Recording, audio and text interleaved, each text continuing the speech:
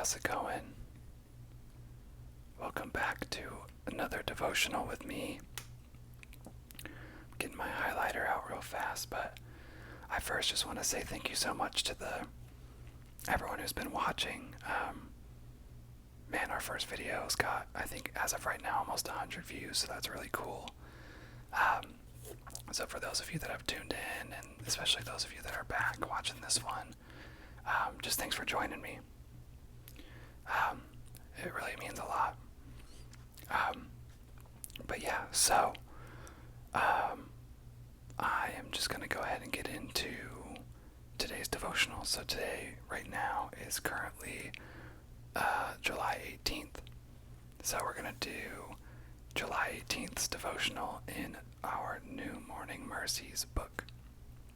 So today it says that God's grace calls you to suffer, and it calls you to wait, but it never calls you to stand in your own strength or to stand alone.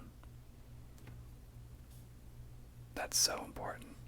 It never calls you to stand in your own strength or to stand alone. So, the Bible never denies reality. The Bible never plays it safe. The Bible never offers you a cosmeticized view of the fallen world. The Bible never tricks you into thinking that things are better than they are. The Bible is straightforward and honest, but not void of hope.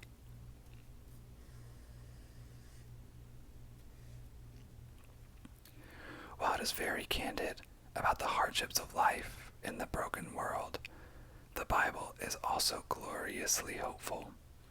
The honesty does not crush the hope, but neither does the hope negate the honesty. Psalm 28 is a good example of the important harmony of these two themes. So Psalm 28 is, "To you, O Lord, I call, my rock, be not defeat me, lest if you be silent to me, I become like those who go down to the pit. Hear the voice of my pleas for mercy when I cry to you for help, when I lift up my hands toward your most holy sanctuary. Do not drag me off with the wicked, with the workers of evil, who speak peace with their neighbors, while evil is in their hearts. Give them to according to their word, and according to the evil of their deeds. Give to them according to the work of their hands. Render them their due reward, because they do not regard the works of the Lord, or the work of his hands. He will tear them down and build them up no more. Blessed be the Lord, for he has heard the voice of my pleas for mercy. The Lord is my strength and my shield. In him my heart trusts, and I am helped. My heart exalts, and with my song I give thanks to him.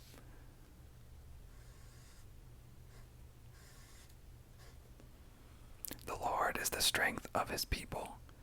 He is the saving refuge of his anointed. Oh, save your people and bless your heritage. Be their shepherd and carry them forever." This psalm of trouble ends up being a psalm of shining hope. That's the story of the life of every believer, because you and I are never alone in our trouble. The saving refuge is always with us.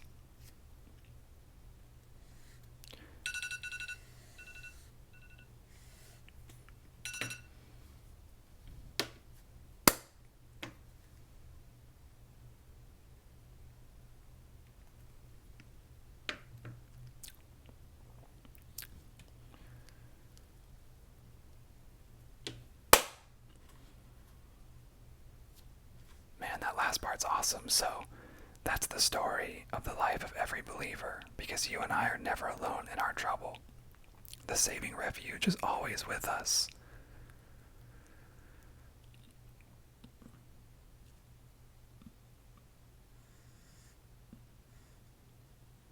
That's so good. Alright, so it says, for further study and encouragement, Psalm 35. So we're going to jump over there. But first, I wanted to highlight one more thing. The honesty does not crush the hope, but neither does the hope negate the honesty. Alright. Let's go ahead and jump on over to Psalm 35. Okay, so we need our trusty blue highlighter. And let's go ahead and get into Psalm 35 of David. Contend, Lord, with those who contend with me. Fight against those who fight against me. Take up shield and armor. Arise and come to my aid. Brandish spear and javelin. Those who pursue me. Say to me, I am your salvation. May those who seek my life be disgraced and put to shame. May those who plot to ruin me, those who plot my ruin, be turned back in dismay. May there be like chaff before the wind, with the angel of the Lord driving them away. May their path be dark and slippery, with the angel of the Lord pursuing them.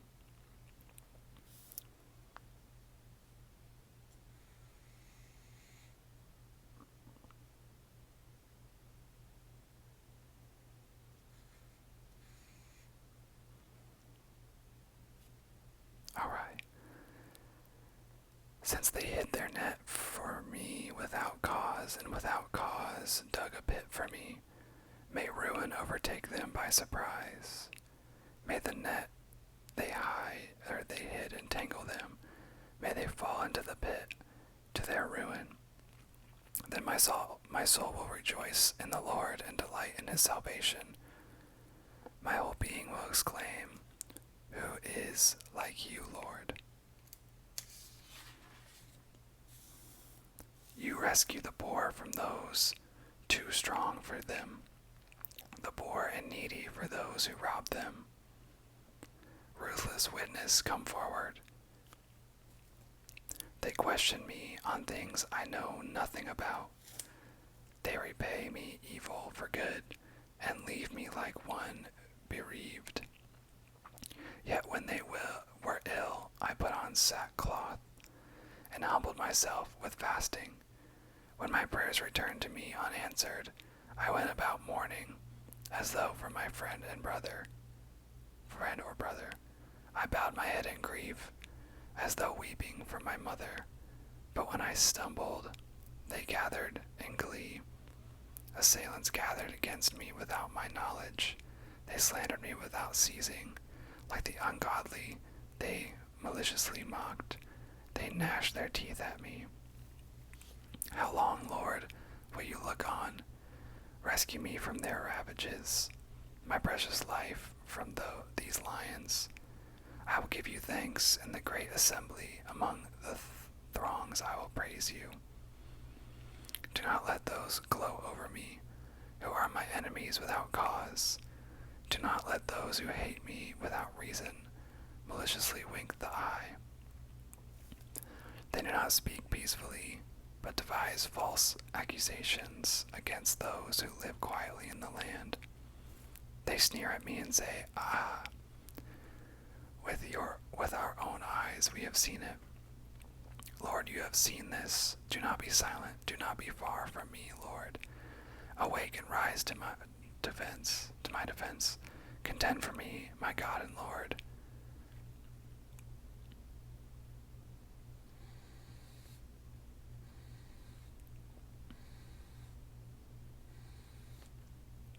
Contend for me, my God and Lord.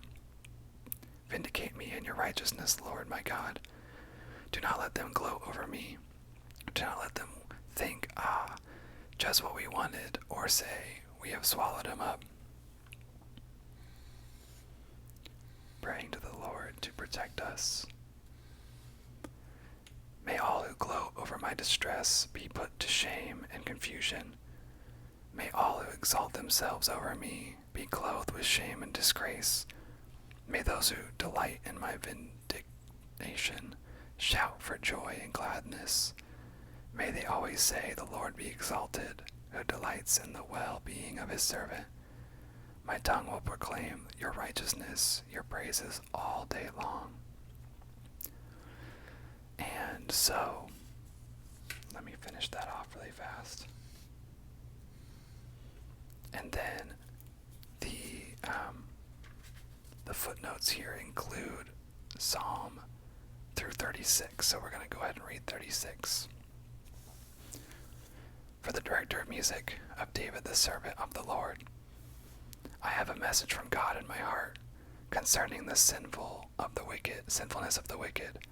There is no fear of God before their eyes. In their own eyes they flatter themselves too much to detect or hate their sin.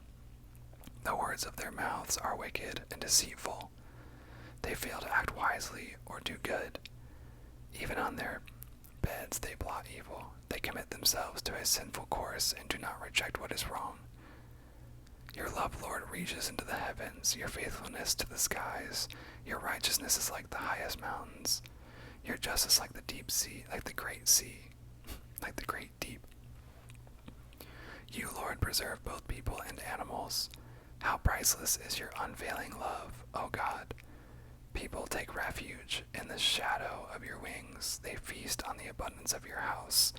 You give them drink from your river of delights, for with you is a fountain of life. In your light we see light.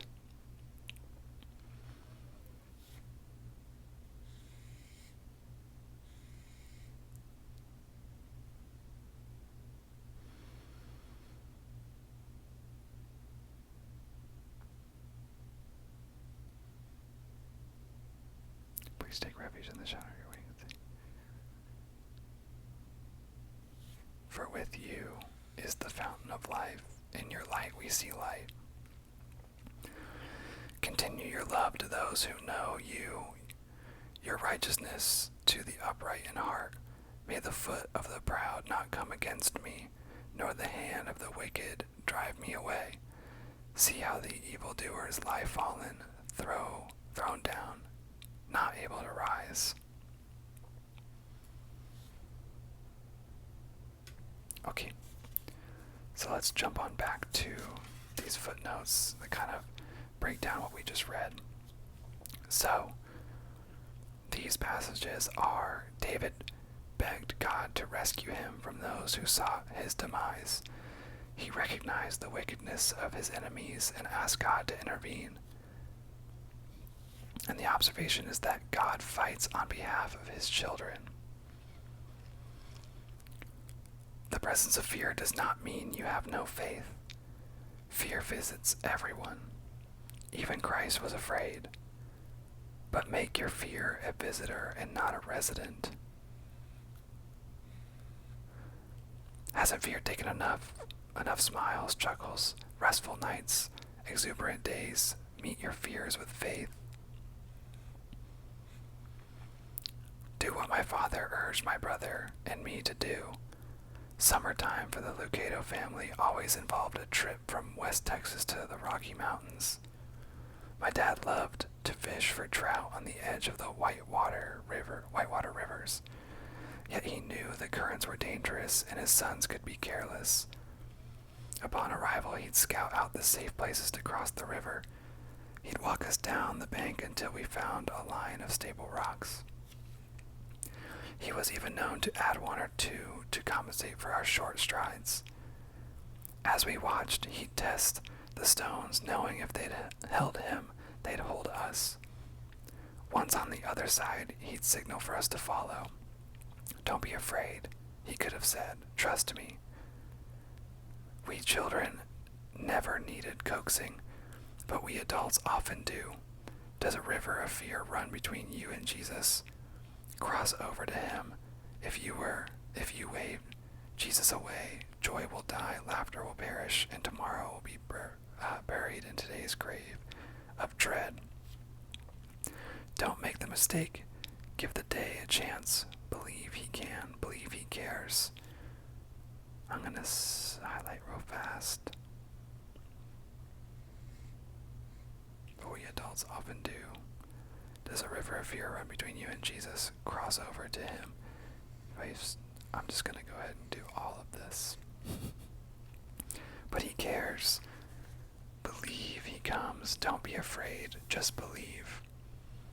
So now this asks us, when you face battles in life, write them in a prayer journal. Wait on your defender and record his victory in your journal. This will build your faith. So that's the challenge for all of you today. When you face battles in life, write them in a prayer journal. Wait on your defender and record his victory in your journal. This will build your faith. Well, everyone, thank you so much for joining me today. I hope you have a great rest of your morning, your day, or your night. And as always, I will see you in the next one. Thanks so much for watching, and have a great day. See ya.